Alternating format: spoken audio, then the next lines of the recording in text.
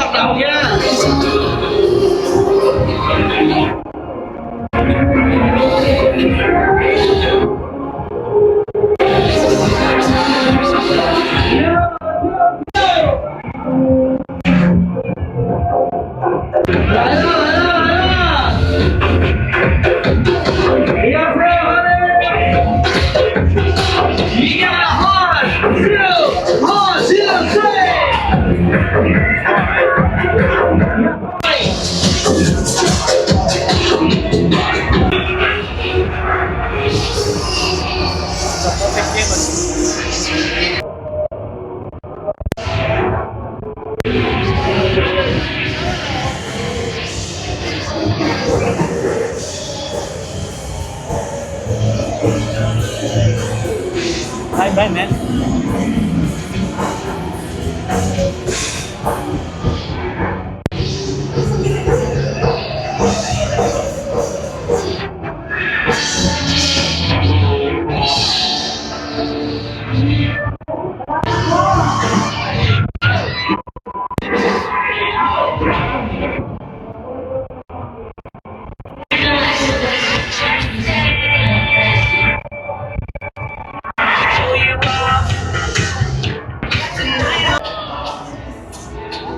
There's a special pub in front, the red color light, East Coast light. 個電檔呢，要每得嚟嗰度。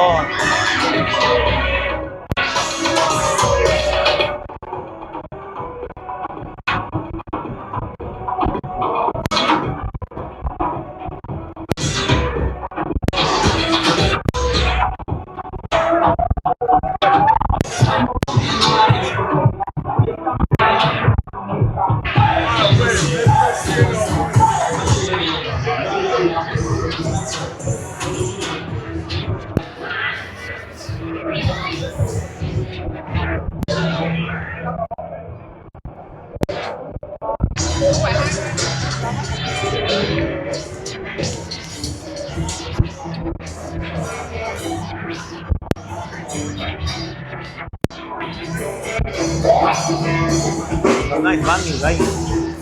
40,000.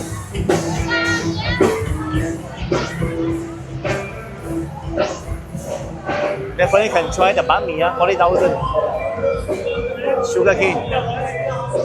Not me. Wow, thật sự ngọt quá này. Ở đây con nhà hàng Việt à.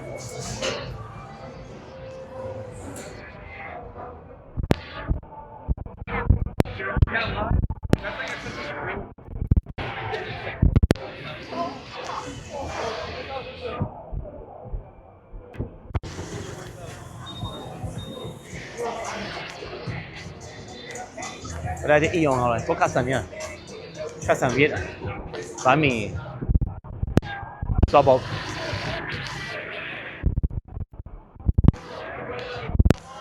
Có vài đồ ăn. 7-Eleven quán tiền lùi. Nhà hàng Ấn Độ, Papai. 7-Eleven.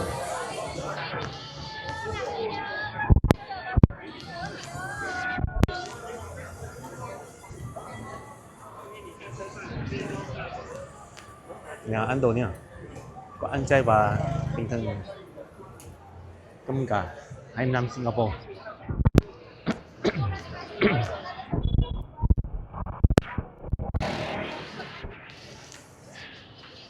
Ở đây có nhiều taxi à, nhưng mà không phải là Vinasun, là bàn tay mình nhiều dùng à, số điện thoại còn hơi dùng đâu.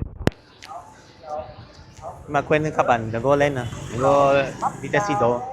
Vì thứ nhất là cái meter sẽ không đúng, thứ hai trả nhiều tiền hơn à. Ví dụ từ Bui Vien quận nhất qua sân bay Tân Sơn Nhất bình thường là dưới 200 đồng.